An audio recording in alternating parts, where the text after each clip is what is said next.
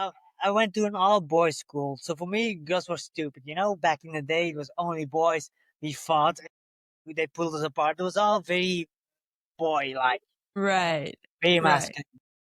And I was very masculine for the boys. And when they were playing soccer, I was like, "This is for girls. Like, what are you doing? Let's play rugby or something wild."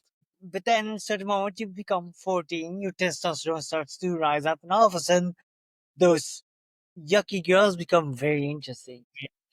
Completely different than me. So yeah, it was really interesting. So I couldn't look a woman in the eyes. I was too shy. Really? You present me with Belgian champions in kickboxing, European world champions, I smiled. And so I started really studying a lot about that, about sexuality, about intimacy, about relationship, about the more psychological underpinnings. And so slowly I started to become, more interested. And also, of course, like as a pro fighter, you become pretty attractive to certain ladies. But still, I was very shy. But Really? I yeah, I mean, was very. people mask their physique, and take that as confidence, right? But then, well, you coming up here and say that even though I have the physique, there are people who are attracted to me, but I still feel shy. Ooh, how did you overcome that? Well, first there was a girl that kissed me, and from that moment it was like, "Oh, you're mine." Yeah, poor girl, for Okay. Okay. a very dominant and very needy, bad combination.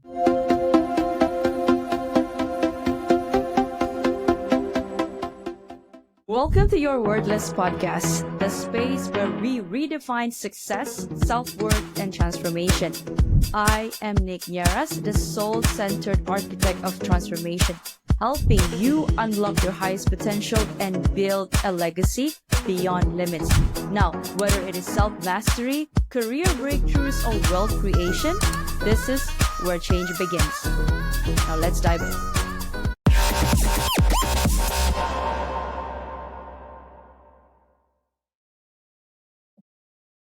It's a pleasure. Thank you. Okay, so Nico, tell us, what was it like growing up as yourself and where's the accent from? I'm from Belgium, Belgium. Okay. but I have a very weird accent because I've been living like a semi-nomad. 4 years Bali, Portugal, Colombia here. Wow. Okay. So you are quite seasoned and a traveler. So what was it like growing up as you? Like why do you choose to have a nomadic lifestyle? Well, I always was a bit wild. When I was 14, I thought I was gonna go to Spain because that was where we went on vacation. I want to be in the sun. So, so it was there very early. But it was a bit of a wild card. That's also why at age 14 I started to study psychology on myself because I didn't understand nothing about the world. But it was weird. Actually, I was weird, but to me, everybody was weird. And then around the same time, around age 14, I also started my fighting because as a kid, the only thing I wanted to become is a warrior. Well, actually, I wanted to become a Native American warrior, an Apache warrior. But then I started to realize, well, I'm not born as one, so it's not really possible.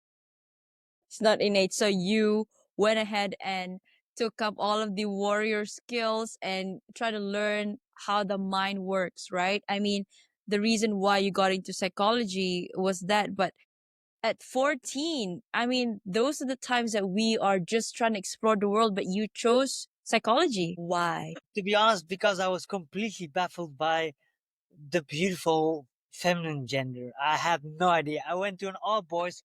Wow. Well, thank you for being honest. I went to an all boys school, so for me, girls were stupid. Back in the day, it was only boys. We fought, and they pulled us apart. It was all very boy like, Right. very Right. masculine. And I was very masculine for the boys. And when they were playing soccer, I was like, "This is for girls. Like, what are you doing? Let's play rugby or something wild." But then, at certain moment, you become 14, your testosterone starts to rise up, and all of a sudden, those yucky girls become very interesting.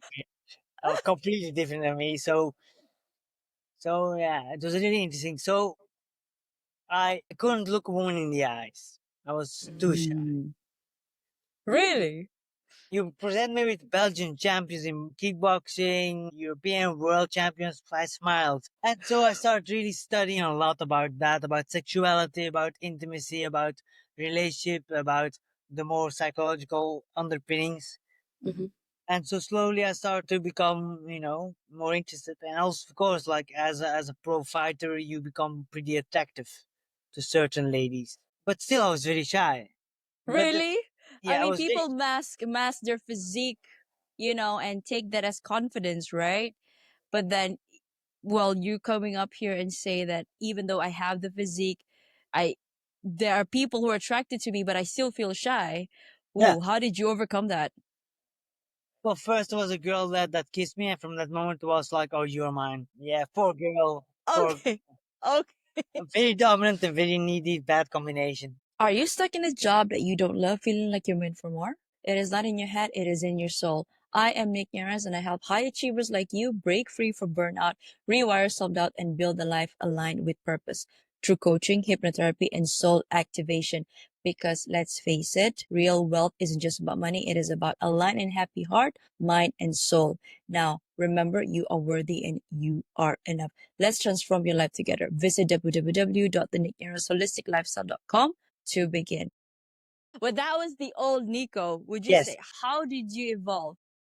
Well, first of all, like she dumped my ass when I was 21, and she was right because we were not a good match. But it destroyed me, and then like I was completely depressed. And then a month, but the only thing I was doing is working and training. That's all I did. And then my father was very ill from a very young age. He had lung emphysema, and he created like uh, a surprise barbecue. So I came down, the door was locked. I was really pissed off. Like, what the fuck are you doing? Like, why you lock me out? But I didn't make the click. And then when he opened the door, I ran out, really angry, and all my friends were there. All my friends. No, that was your surprise birthday party. So that was Okay. very beautiful, and so that made the click, and I was like, okay, let's carry on. And then 2 weeks later, he was dead. So that was really I'm hard. so sorry. But then in that moment, I realized, you know what? Life is so short. Fuck it. Mm, life is Whatever. so short. So then the way I was fighting became, I didn't care about my health because I was gonna die early. That was my idea. I was gonna die before I was 40. Let's go wild, and I did on all levels. Okay. So from very shy to an absolute fuck boy. So One extreme to the other extreme. Okay. yes, but then like, of course when I went to that other extreme, I had libraries like hundreds of books about intimacy in my brain, so I knew a thing or two. And but of course, it was an interesting thing. So yeah, and then I fought, and then I was doing psychology on the university when I started 18. Then I started to do my PhD. After my studies, I was fighting at the same time, so I was a professional fighter and a student. And then after 2 years in the university, I was like, "This is not my world." I love research, but the way that the research was done, not really. I was a bit disillusioned about how many. I'm not gonna go into nerd mode, but how many statistical manipulations are being communicated as real powerful science. No, it's just an artifact of how you put your question. Let's go. But okay, so Okay. Oh, okay. You made me very intrigued. What do you mean by that? Like some of the things that we see now are not true, or the computation of the statistical results are like skewed to a certain perspective. well, first of all, most of the psychological survey data is ordinal. Is very basic. You can order it, that's it. More you can't say. And so they do all these kind of calculations that are an approximation of an approximation. You need to take on 100,000 uh, prepositions. It's you play with numbers, and if you know a bit how to play with it, you can manipulate it in such a way that you always find what you want. That's not Mm, science. mm. Also, for sure, when I was coming up, there was in my university very little attention to qualitative research, which to me in psychology is very very. Yeah. Yeah. So yeah, so I got a bit disillusioned, and then some political games, 50-year-old men and women that acted like little children. I mean, it, that was not my work. It was also very slow, very slow. If you want to change something, you have to wait 2 years. Like that's I can't work like that. Mm. So then I was, then I worked. I was looking for a job, and I was like, I was an organizational psychologist, and to be honest, I was really also again disillusioned. Now it's more interesting these days, but back then it was not to help people, to really help To people. become what better. So then I said, you know what? I'm gonna die before I'm 40. That's what I thought. I'm happy it didn't happen, but that's what I thought. We don't want that. Yes. So I just went full for my fighting. And then on the side, while most fight pro fighters, because many pro fighters are fighters because they don't want to work, And so when most of them were playing video games, I was studying because it was my hobby. And then I started working with some people later, and then at a certain moment I shifted from Muay Thai, it was my real passion, still is, into mixed martial arts because I didn't have a fight, I had some management problems, didn't have 5 or 6 months, and so I shifted that, and then I want to become the UFC fighter, and so I started working, fighting more in that thing. And then my second pro fight, I was called 2 weeks in advance from Japan. They had a legend there. His opponent fell out, and if I could replace it, I had nothing to lose. At the one MMA fight, he had like 39, and so I went over jet lag, completely zero chance on paper because he was a leg lock guy, and my calves from all the kicking were chronically infected, so very weak. For some reason, it worked. I defended everything. I knocked them out, and so it was really good. And then I went to the States a few times, and so the moment I had finally a contact as a Muay Thai coach in a gym in upstate New York, a gym where John Jones originally came from, and it's so wrestling based. So very good because that was my big weakness. I'm a striker, so I need to stay standing. And also Cornell University was there, and my main interest, I did quality of life or emotional well-being research, but my biggest interest was in adult attachment style and sexual attitudes and the impact on happiness of these two things. And so Cornell had an entire research group around adult attachment style, so it was perfect. And Yes. I was gonna do the Ultimate Fighter because it was a. Do you know the Ultimate Fighter? No. It's a TV show. A TV Okay. show. If you win that, you can get into the UFC. Okay. So I was gonna participate, but it's like you have two teams. You have two champions from the UFC, and then they have two teams, and then you fight each other, and then they see which team wins. And in the end, have the champion. It's an inner weight class, but it was a special year because it was 50-50 women, 50-50 men. And back then, I believed in polyamory and all these kind of crazy shit. Not anymore, but back then I Back did. then, okay. Back then. And the captain was Ronda Rousey, the first female. Yes, I know Well, I her. trained with her 2 years before that. I prepared her for a first strike force fight. I helped prepare her for a first strike force fight. So we trained together 3 months. So I knew her. So everything was aligned.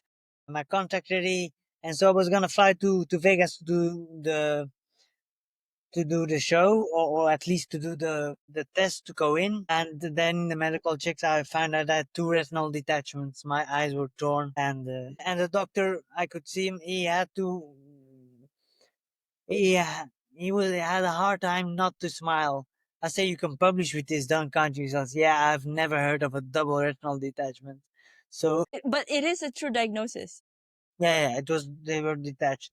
So they put an electrodes on my eyes, so the eyes will go like this, and then they because it was ruptured and folded and defolded, and then it's like they put like an elastic, like a condom around your eyes, Oh my god. so it twisted, and then it goes back together. Wow. But then I had like seven more surgeries needed because I detached them of several more times, and then at a certain moment I said, okay, it's perhaps time to hang up my gloves. but I think it saved my brain. I took a lot of hits because I loved it, because I thought it was not gonna get old. So now, so now, like I'm still miss the fighting, but at the same time, I think I'm also a little bit grateful for fate to have protected my brain, because I like to think a little bit. I like to look at beautiful things, but I like to think even better. Okay, so you went from a fighter to now a coach, right? Well, yeah, psychologist, yeah, Psychologist. yeah, yeah, yeah. Now, okay, we're gonna go to the subjective part of this. How can we enjoy our lives while we build it ambitiously, in your own terms, or on the, because you've had experiences, obviously, for people that you work with. First, we need to ground ourselves in the fact that life is there to be enjoyed. So the biggest problem is that a lot of people postpone enjoyment and happiness to when I get to that point. When I have that, then I allow myself to be happy. No, that's around nonsense. Because happiness is found not on top of the mountain, but in doing every step on the way. That's where happiness and fulfillment is found.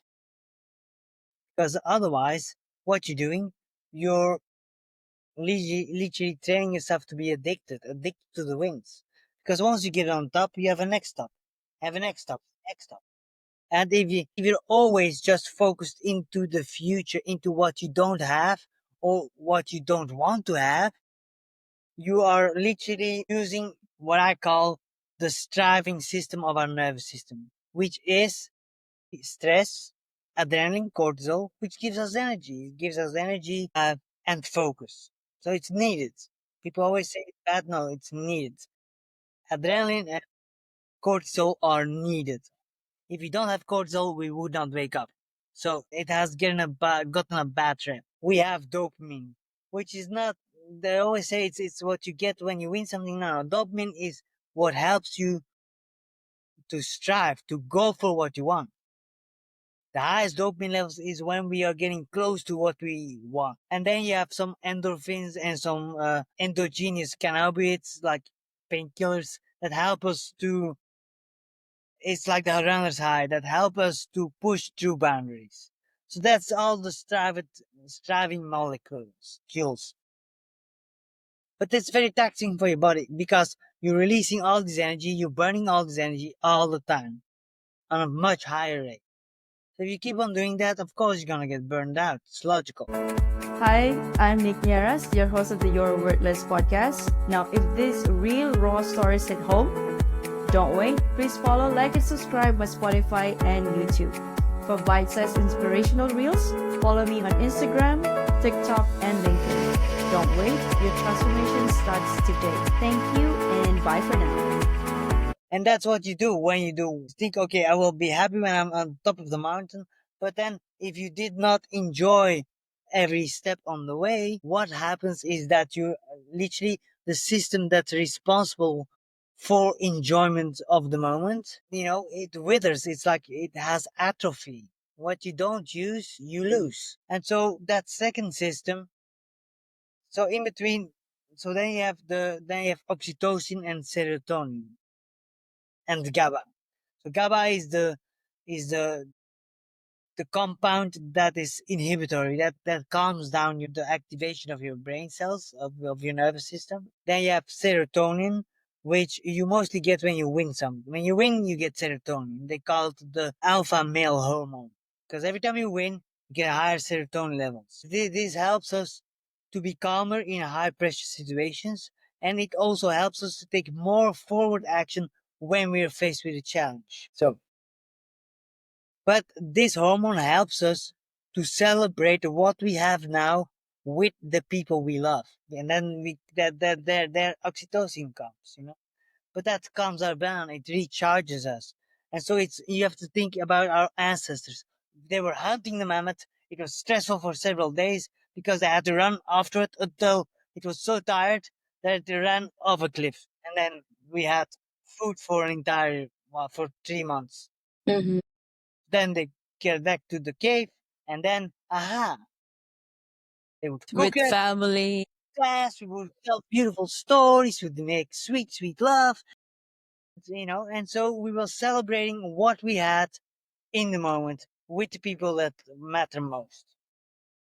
That's the circle of striving pleasure, enjoying to go after your goal, but also then, once you have your goal, to learn how to enjoy what. But then, of course, in the past, it was pretty short, 1 to several days of go mode, and then let go mode was actually very long. Currently, we have much more go mode, which people say it's bad. Stress is bad for you. Well, that's a lie. Stress can be bad for you. Stress can kill you if you believe it will. But if you believe it can help you, it will as well. It's really interesting. Researchers from Stanford, for example, Elia Crum, she researches the impact of mindset. So she calls the stress is enhancing mindset. So she showed that people that believe that stress is good for them, they live the longest, happiest, most fulfilled, and most healthy lives. But one thing is the people with the highest stress levels. What? And so the people with the highest stress levels live the longest, happiest, most fulfilled, and most successful lives. Highest stress level, but the perception that stress is good. Is there to help them. So then I see I have to differentiate. So you have Yes. primary stress, which is in my eyes functional stress. There is a challenge, my body stresses, it's your subconscious mind that says, pay attention, this is important to you. Mm. Yeah. But then if you believe it says it's good for you can use that energy, you can use that focus, and also in your body will not react as if you threatened with death. That means that you have a higher heart rate, you have cortisol, you have adrenaline, you breathe faster, so you have higher oxygen and a higher blood pressure. But your veins stay open because it believes it can handle the challenge. And so the nutrients and the oxygen goes faster to your cells and to your brain. And the the waste and the CO2 can get out of your body much faster. What is more, when you believe that stress is good for you, you react like this, whether you face a challenge or even when you face a threat. So please suppose there's a dangerous rabid dog there and you believe it stress is good for you, this stress will not negatively impact you. Your body will react as if you're facing a challenge. And it's interesting, except the veins that stay open. Besides this, your body also releases DHEA. It's like one of the primary anabolic hormones and neural growth factor, which is a very important chemical that helps us to make new brain connections. So literally, when we believe it's good for us and we have stress, our body heals. Wow. When we have stress, our body heals. But also, why is that? Well, again, because they accept the functional stress, they embrace the stress of the moment, and because they think that stress is not a problem, is there to help them, then they don't have what I call secondary stress, dysfunctional stress, which is self-created. It's the meaning we hang up on stress, is the anxiety we have about stress, is the anger we have about our anxiety about stress. It's our stress about it's the stress we have before we even have stress to stress about. Mm, And yes. so then after the fact, after a very stressful, high impact day, they come home, they can enjoy their life, they enjoy the people they're with, they can sleep very sound, and tomorrow, time to wake up, time to stress again, time to use the excitement of my nervous system to get my goals done.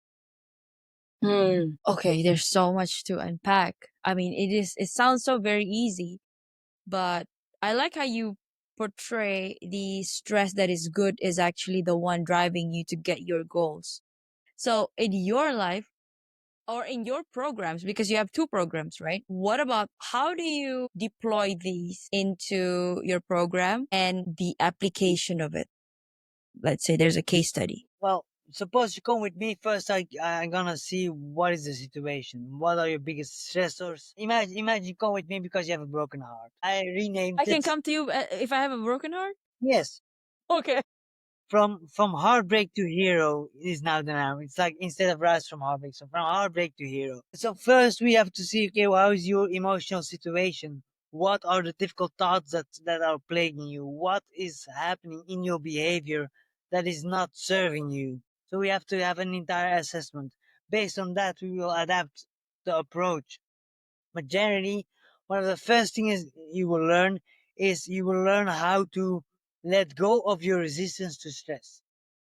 Now, many people used to be relaxation therapists as well, but the problem is that relaxation techniques work until the shit really hits the fan. And when you really need it, no relaxation technique will calm you down. Yes. But frankly, it will have the opposite effect. Why? Because your subconscious mind says, you have to pay attention. This is important to you. Mm. So, what we need to do, we need to learn to relax our body, cool our minds, so that we can use the energy, the focus, the drive, the higher energy levels of the stress response. Mm-hmm. Do that. Yeah. How do we do that? First, we want to learn how to relax our muscles on command. So what I want you to do, let's do it together. We're gonna do a very simple one. I call it the squeeze and release, but it's based on a technique that is called progressive muscle relaxation. But squeeze and release captures it much better. So what you're going to do, you're gonna take a very deep breath in. You're gonna hold your breath. You're gonna squeeze your fists, your bum. You bite down and all your muscles as hard as you can for 5 seconds. Then you exhale and you let it. So of course, this is a very simple thing. But if you do that a bit longer for 10 or 20 seconds, or you do it sequentially, you can literally train your muscles to relax. Because our body works through feedback loops. So when we stress, say, oh, I'm stressed, our body stands up, we get hyper focused, and that creates a feedback loop, more stress level. So you get this negative loop. While when you notice stress, you can just then learn to say, there is stress. And you can say that talk to yourself. There is stress. I love it. It's here to help me. It's excitement. Then take a breath in, hold your breath, squeeze your muscles to feel the activation, tension, the resistance against the situation, and exhale and imagine letting all the resistance to what is go. Very often we waste so much time and so much energy in resisting the situation as it is. While when we learn to embrace it, how difficult and how painful it also can be, then we liberate our mental processing power, our mental headspace, and our energy to focus on solutions. And solution is opening up my heart again because you said if I come to you with a heartbreak. Yes, well, with heart, so that's the general thing. So with heartbreak, you come to me. The first thing is do we're gonna learn, teach you how you can calm down your nervous system. We do it with squeeze and release, with what I call the pleasure scan, which is like a body scan, but you focus on pleasure because why not? It's much more nice to train your body to discover more pleasure in your body, to discover more enjoyable sensations. Because again, how more you use it, the better it gets. So it has some nice extra benefits. Okay. Yeah, because we are wired to choose pleasure over pain. So you're just harnessing that. Exactly. Okay. And then you have some hypnosis, but then the next phase, okay, now, like now, very often when it's a very heavy, painful breakup, then there is some pains, some memories that we have locked away Yes, because we don't want to look at it because it's too painful, or we feel too ashamed that we allowed the other person to treat us so bad. that is correct. I created this program because I went through a very heavy breakup myself. It was a miscarriage, an engagement broken off, I something. am so sorry. Okay. No, it's okay. It's good. It awakened a part of me that I didn't know was still alive. I was a fuckboy. I was a playboy. Yeah.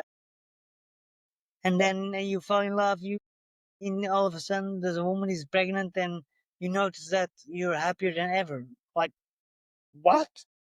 Yeah. Yeah. Yeah. And then grow up a bit old later, I think. So so then we go into what is called therapeutic journaling, in which you 3 to 4, yeah, 4 days in a row, You write about the most painful experiences. In this case, your breakup. And you just write freely. You keep on writing 10 to 20 minutes without doing anything else. And you don't edit nothing, you just keep writing. Then you close the book, you put it to the side. That's 4 days in a row. Very often afterwards, you will need a little bit time to decompress because again, now you're literally thinking and allowing your brain to process everything that happened. All those painful memories, all the beautiful memories, everything will come up. And after those 4 days, you keep your journal closed for at least a week. You let it rest because you want to give your nervous system a bit of a break. You don't want to force ourselves to process everything. No, this was the first thing. So what happened is once we do this, it's like we open the door for our subconscious mind to start cleaning up the mess that the heartbreak left in our brain. Or can be something else too, If you got real trauma, other traumas back in the day, well, then you can use the same technique. It's from Pennebaker, it's a psychologist, it's one of the most and strongest supporters techniques for trauma release. So it's very simple. That's it. So then after a week, what you do is you're gonna circle every day the positive terms, the negative terms, and you're gonna make a quotient. So you divide the negative of the positive or the other way around. So you're gonna see, and then you're gonna see that you're gonna have much more positive than negative in the end. Always? Mostly always. And if you don't, you do it again. You keep doing it. Mm. Now that's one thing. But of course, very often things come up. So then, if the emotional charge is too strong, then we have to do something else.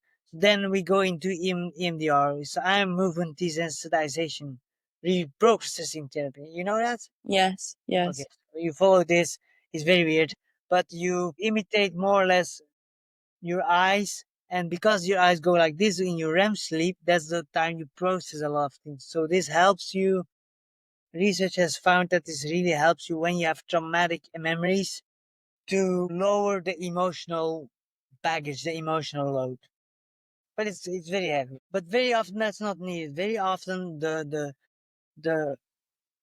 therapeutic journaling is enough. Then depending of how physical you are, I'm really physical. So for me, I don't want to work too much with words because I'm too good with words. I can bullshit myself out of everything or in everything. But when I do somatic work, it's different. When I really use my body, really feel it, do the pleasure scan, feel where the tension is, oh, then things start to change differently because I'm very somatic. I'm very kinesthetic. I need touch, and so for me that works well. Okay.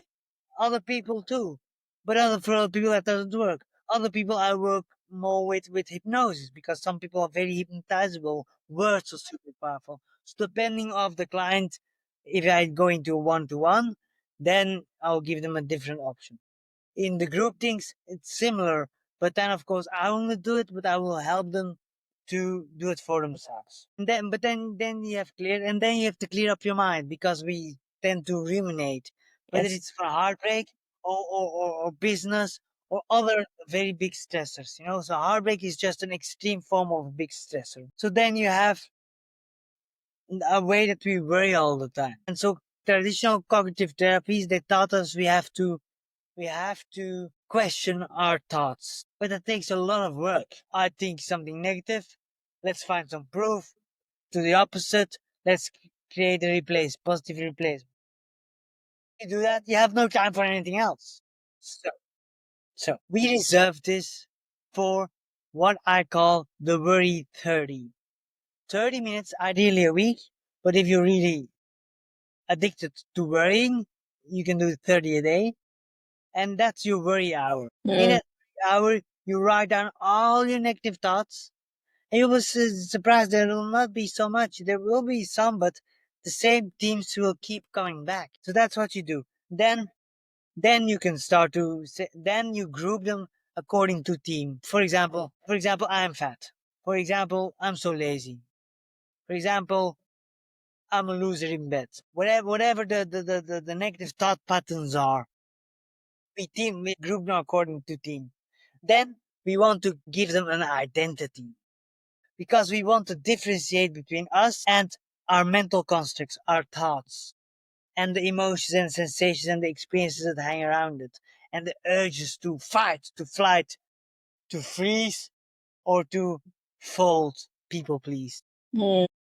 reactions to stress, when you automate. So what we then do, Somatic. yeah, okay. So then we have this paper with these themes, and then we want to give it a persona. We want to give it a silly name, not a serious name, because we have to become aware of the silliness of our thoughts.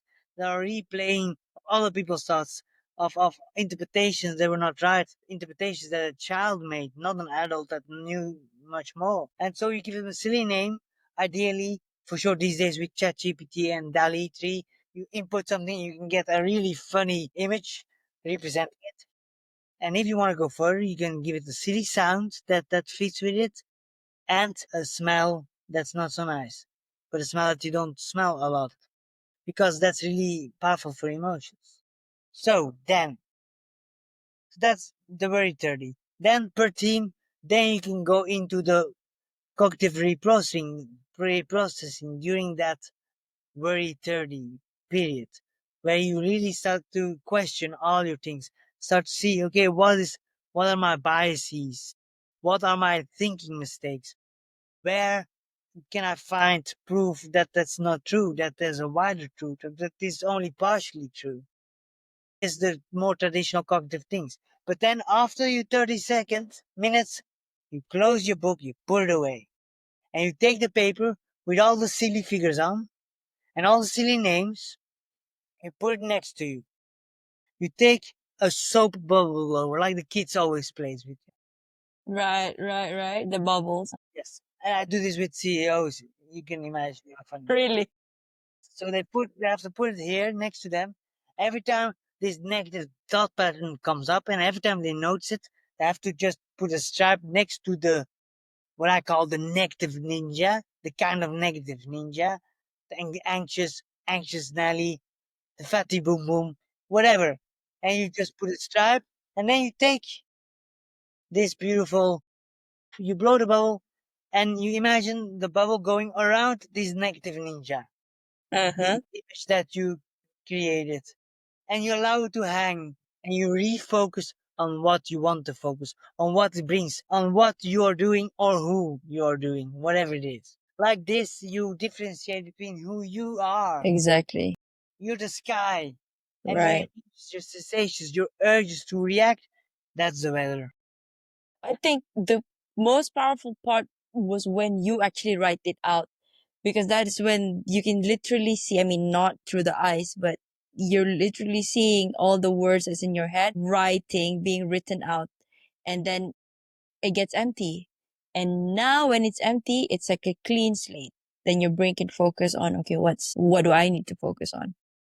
Because I am also a coach, so I do it with my clients where we go and catch your negative thoughts. But when you said it is difficult and it's time consuming to, and it's subconscious, right? Having negative thoughts is almost always all the time. And because we like the negative things, we focus on the negative things. And it can get very consuming when you're thinking, oh, what do I think about? Why am I thinking like this? It's powerful. And I know that you also do hypnosis, and hypnosis is a very, I stand by hypnosis. Okay. Nico, you mentioned about those steps really, really succinctly. And so people who's listening, if they want to get to know you or get to know your programs, they can do that by reaching out to you through LinkedIn. Yep. LinkedIn, Instagram, Facebook. I'm on all Okay. of this. Okay. Okay. All right. We're going to pivot to some of the questions and then we're going to wrap the episode. But okay. Conflict, disagreements, and fighting. Why is it important?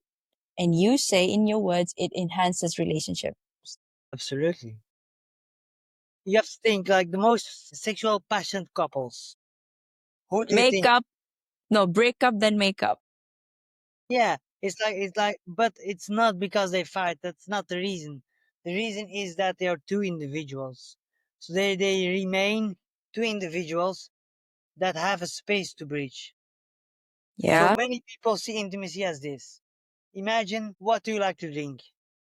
Me? Yeah. Wow. White wine. Imagine your white wine. I'm Belgium, so imagine I'm a Trappist beer. What happens? We meet each other. We feel this attraction because who I like that white wine. She looks very fantastic. I can feel. So what we then do? Intimacy. I put some beer with my wine. We put some wine with my beer, and we go so until we're this tasteless mixture that nobody wants to drink because we're practically fucking ourselves. But what it is, we lose the bridge. Yeah. But then we feel this. We feel very disconnected. Of course, we're disconnected from ourselves. And so when one person moves, I like that. We're disconnected with ourselves. Okay. but then of course you're not so attracted to your partner anymore because he or she is literally not the person you fell for. And also, you know, So what did we fall for then? What did we fall for? hmm? The attraction, the external attraction? That's it? Or the beer or the wine? So how make me understand? So yeah, so we're still here. So imagine that we are in this merged couple. Right. We are an us. Whereas, like to me, it's so despicable in us, as if the me and as being separate together is worthless. No, that's one fantastic. But okay, so imagine you're here merged. The moment that your partner does something, it shakes you to your core. Also, Yeah. it's really tiring because you're leaning on each other. And again, there is no space to bridge. Now, what does fire need? Water. Air, sorry. Water distinguishes fire. Okay, yes, air, oxygen. Okay. Exactly. So we need to create space. So very often, and if you do some coaching and therapy with my clients, it can be with one person. It doesn't need to be in a couple. I love working with couples, but actually when you take this principle, when one person is gonna start to stand on their own 2 feet, then the usual patterns of behavior do not work anymore. The system is broken, and that will create drama Yeah. because they can't predict it anymore. That's scary. So then if the partner stands here, this partner has three options. First, can fall flat on their face. Mm-hmm. Most people will not do that. Or you can go to somewhere else. But then the same thing happens. Oh, yeah. Or you can learn to stand on your own 2 feet again. Now, this is very anxiety provoking because when you're used to this, your partner needs you. The problem is that you never can feel chosen because you know your partner needs you. Then you also don't feel your partner needs you because you're you. Your partner needs you because you're an us. So it's very easy to then take each other for granted. But when your partner stands on their own 2 feet, they don't need you. So if they are not attracted, they can walk away. When they're strong enough to stand on their own 2 feet, they can walk away. But then when they stay, that's beautiful. Then, only then you can feel truly loved, truly chosen for who you are on yourself instead of just as part of the us. And so then when you're here is a space that needs to be bridged. That's why couples that fight very often also have very good sex because this space is always there. Now I don't say that you have to fight. You can also just stay true to what is true to you and what is valuable to you and who you are without having to engage in destructive fights. Mm.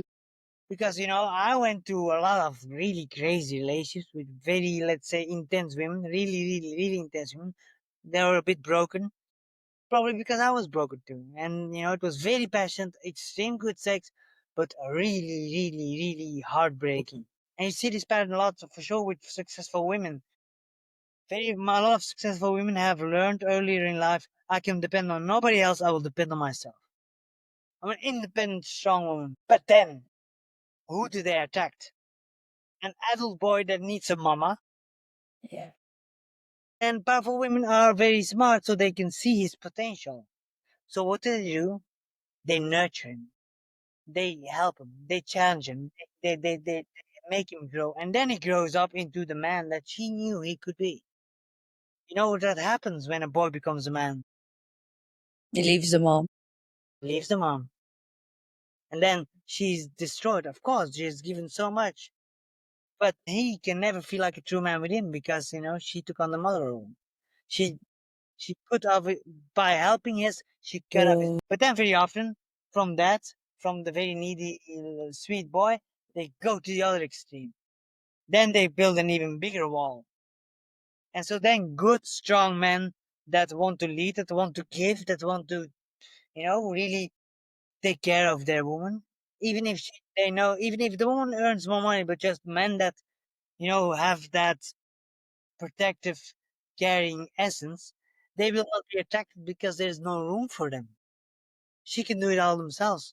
Then why would I fight for her to have a role in her life? Who does she attract then? Psychopaths and narcissists. Because they can see the craving woman besides that wants to get taken, that wants to get ravished, that wants to get pulled into her feminine essence. Mm. That she wants a man to rip off her masculine mask and see, I see that woman, surrender to me. And they can feign real confidence because they don't give a shit, because they don't feel shit. They just want to use her as an inflatable doll, as a toy thing. Mm. But because of that, because they can't control him, it becomes really addictive because it's like it becomes like a jackpot game where you lose all the time, but then every once in a while he gives you attention. Then you feel fantastic. You get this big boost of serotonin, of dopamine, of all these beautiful things. And then he probably fucks you well too. Why? Because he's a psychopath. So he can fuck well along because he has no zero emotional involvement. It's almost like a machine thing. It's just pure physical. So very often they also studied a lot because they know if a woman is being satisfied in the bedroom, you can get away with a lot. Yeah, Men too, by the way, same thing, same thing. that's true. you know and so then and then finally when they break free, like, they're completely destroyed because they were addicted to this man. They loved him so deeply and they became like that. They create this wall because exactly because they want to avoid somebody like that. The man. Yeah, like that kind of Yeah. man, that kind of relationship that probably because earlier in life they become a bit avoidant. They say like, yeah, everybody disappoints me, I will take care of myself. And so, but once somebody breaks through that shield, then they're fully completely open. But then it's mostly a psychopath, and that's why I believe that a lot of that's why feminism has created the concept of toxic masculinity, because those women that are really feministic, that are really go-getters, not all of them, of course, luckily, but a lot of them deny their own femininity. And so the only man that they attract is, like I say, that adult boy that needs a mama or the psychopath that needs a toy. Yeah, I've seen that played out once in my relationship too before. You definitely called some really really important things, Nico. And do you know what? I'd like to have you on for an episode only on relationship because I want to dive deep on the part this because you mentioned about the women's side, but what about the men's side? I mean, okay, so after they've grown up, they've been nurtured, and then they start, okay, they leave the mom, quote unquote, the mom, and then who do they attract? Can they stand on their own 2 feet because the confidence was from them or from the mom? And then, yeah, That's a good question. It depends. It depends. If his actions have resulted in positive actions, like slowly self-esteem can start to grow. mm, Because as long as he needs the woman, and he will not leave her. needs in a good context, in the right way, No, as in like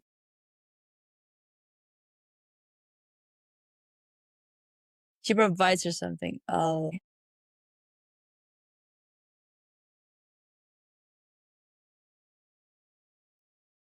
mm, she's a manager. She knows how to work with people. But of course, for her, the sexual attraction falls away. Of course, because it's you have a little boy.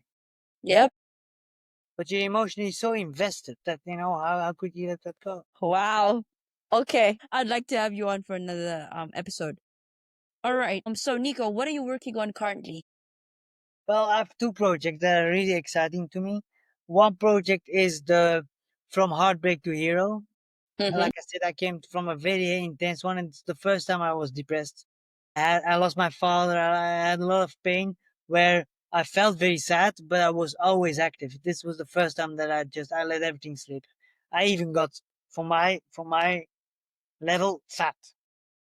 I'm a fatty boom boom. I mean, for me, I was a pro Not athlete. now. I don't think so. Yeah, yeah, yeah. For me, Okay. I'm getting there. There is some traction, but so now I also really can understand much more, and I've seen it. I worked with two very powerful go-getters this year, exactly the same. Nothing can break them, but a woman can bring them on their knees. So that's something that's really exciting. First, I will work predominantly with men because I want to do a group program so the men can rise together, can become heroes together, that can transform the pain into their superpower. Then, but individually, I can work with women because I've worked with several women that were heartbroken before, and mostly, like I said, the type that I just was describing, the go getter. And what is really interesting that most of the most masculine women very often are the most feminine in essence, but they just have to fight so hard, and they crave a masculine man that can look him in the eyes, pin him against the wall, and say, "You're mine." Okay, you hit the nail in the head, Nico. All right. Okay, so we're gonna move into the closing statement. Yes.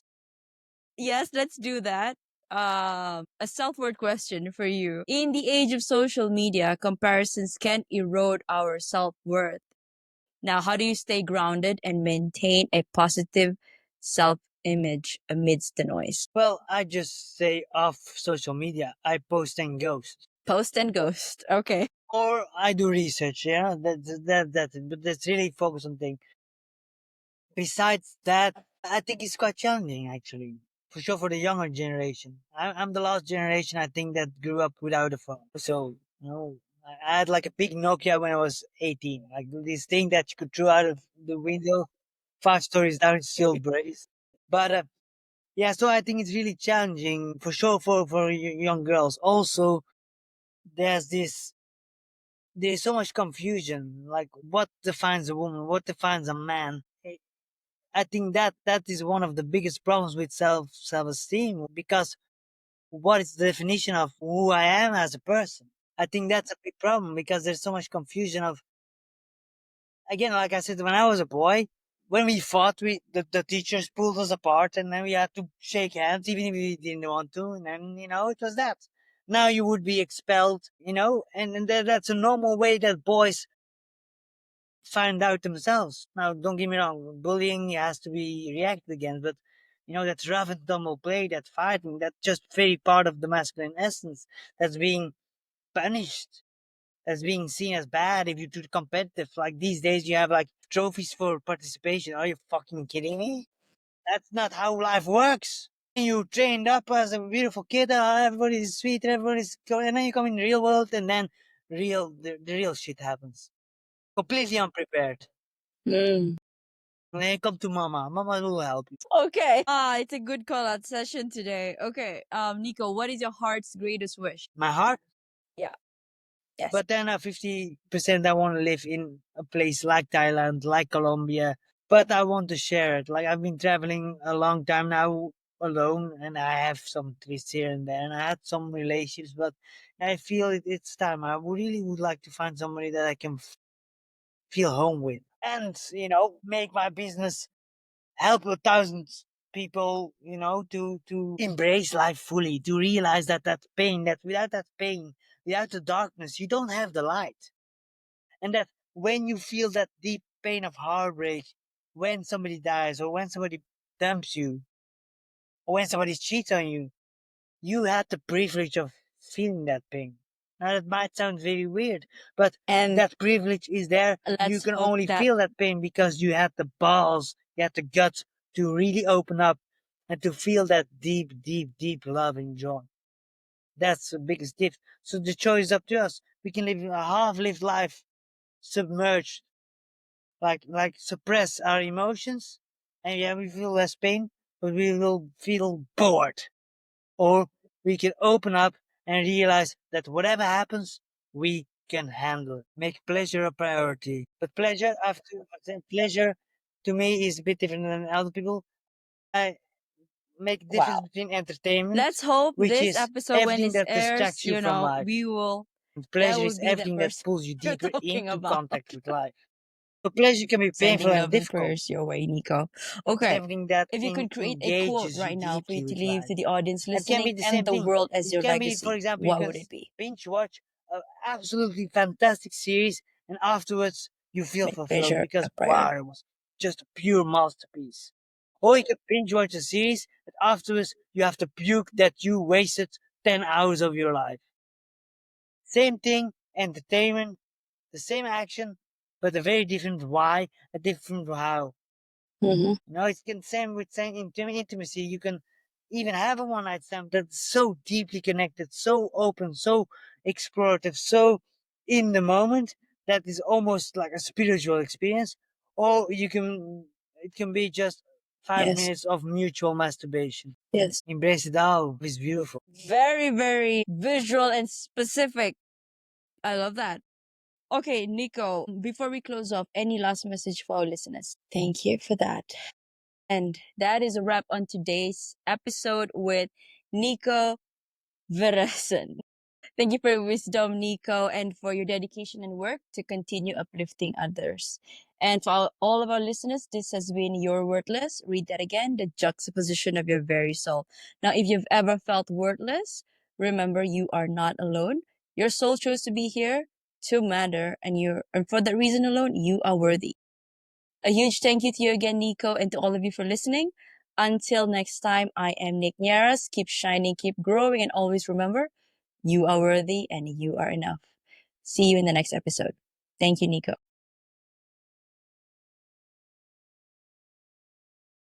Hi, Nico. Good afternoon to you. How are you doing today? Fantastic. Just went on a big hike. Still a bit flushed from it, but that was nice. Wow. Which part of the world are you in right now? If you can share with us. I'm in Chiang Mai, Thailand. So literally, I'm 3 minutes driving with the bike here in the hills. It's fantastic in the forest. Wow. Okay. So, with the accent, obviously you're not from Asia. No. So, okay, before we get into that, I'd like to read a bit of your introduction first Okay. for all of our listeners, and then we can deep dive into your backstory, like who is Nico Verresen here. All right. Hello, everyone. We have Nico Varesten here with us. As a former elite level athlete and master's level psychologist, he brings world class training, both physical and mental, into every coaching session. Now, his new programs, Mindset Mastery for Young Ambitious Men and Rise from Heartbreak, are designed to turn stress, setbacks, and even emotional devastation into your greatest assets. Now, he served as an assistant professor and quality of life researcher at the Free University of Brussels until he decided to shift his focus to martial arts. Now, Nico today is here to bring us performance psychology, hypnosis, relationship counseling, and mindset strategies. So, welcome to the show, Nico. Love this episode? Now, transformation doesn't end here. Head on to at holistic.lifestyle_with_Nick. That is on my Instagram.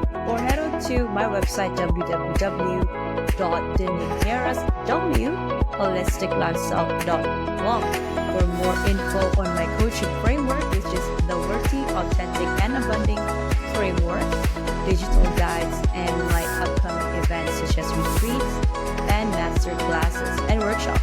Now, I also do intuitive readings where we get to check on your soul path. And if you're also wanting to check on your energetic alignment, I have done that too. And I offer that kind of services. So